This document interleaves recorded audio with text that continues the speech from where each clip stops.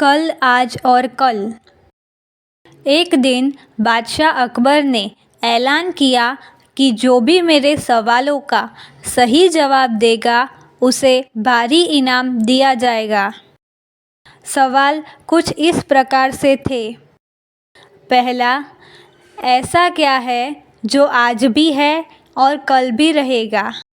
दूसरा, ऐसा क्या है जो आज भी नहीं है और कल भी नहीं होगा? तीसरा, ऐसा क्या है जो आज तो है लेकिन कल नहीं होगा? इन तीनों सवाल के उदाहरण भी देने थे। किसी को भी चतुराई भरे इन 3 सवालों का जवाब नहीं सूझ रहा था। तभी बीरबल बोला, हुजूर, आपके सवालों का जवाब मैं दे सकता हूँ, लेकिन इसके लिए आपको मेरे साथ शहर में दौरा करना होगा। तभी आपके सवाल सही ढंग से हल हो पाएंगे। अकबर और बीरबल ने वेश बदला और सूफियों का बाना पहनकर निकल पड़े। कुछ ही देर बाद वे बाजार में खड़े थे। फिर दोनों एक दुकान में घुस गए। बीरबल ने दुकानदार से कहा, हमें बच्चों की पढ़ाई के लिए मदरसा बनाना है।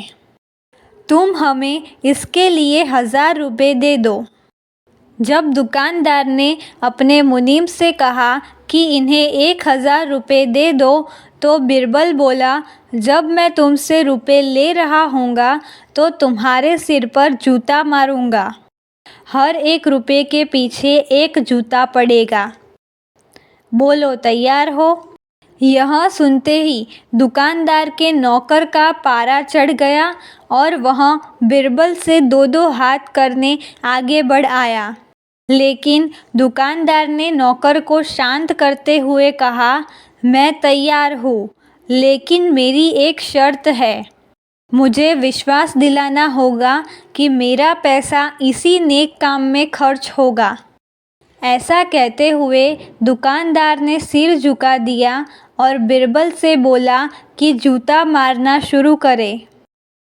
तब बीरबल व अकबर बिना कुछ कहे सुने दुकान से बाहर निकल आए।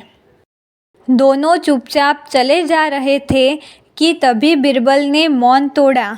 बंदा परख, दुकान में जो कुछ भी हुआ उसका मतलब है कि दुकानदार के पास आज पैसे हैं और उस पैसों को नेक कामों में लगाने की नीयत भी, जो उसे आने वाले कल में नाम देगी। इसका एक मतलब यह भी है कि अपने नेक कामों से वह जन्नत में अपनी जगह पक्की कर लेगा। आप इसे यूँ भी कह सकते हैं कि जो कुछ उसके पास आज है, कल भी उसके साथ होगा। यह आपके पहले सवाल का जवाब है। फिर वे चलते हुए एक भिखारी के पास पहुँचे। उन्होंने देखा एक आदमी उसे कुछ खाने को दे रहा है और वह खाने का सामान उस भिखारी की ज़रूरत से कहीं ज़्यादा है। तब बीरबल उस भिखारी से बोला, हम भूखे हैं, कुछ हमें भी दे दो खाने को। यह सुनकर भिखारी बरस पड़ा, भागो यहाँ से, जाने कहाँ से आ जाते हैं मांगने। तब बीरबल बादशाह से बोला, यह रहा हुजूर आपके दूसरे सवाल का जवाब। यह भिखारी ईश्वर को खुश करना नहीं जानता। इसका मतलब यह है कि जो कुछ इसके पास आज है वो कल नहीं होगा। दोनों फिर आगे बढ़ गए। उन्होंने देखा कि एक तपस्वी पेड़ के नीचे तपस्या कर रहा है। बीरबल ने पास जाकर उसके सामने कुछ पैसे रखे। तब वह तपस्वी बोला, इसे हटाओ यहाँ से, मेरे लिए यह बेईमानी से पाया गया पैसा है। ऐसा पैसा मुझे नहीं चाहिए। अब बीरबल बोला, हुजूर, इसका मतलब यह हुआ कि अभी तो नहीं है, लेकिन बाद में हो सकता है। आज यह तपस्वी सभी सुखों को नकार रहा है, लेकिन कल यही सब सुख इसके पास होंगे। और हुजूर, चौथी मिसाल आप खुद है। पिछले जन्म में आपने शुभ कर्म किए थे जो यह जीवन आप शानो शौकत के साथ बिता रहे हैं। किसी चीज़ की कोई कमी नहीं।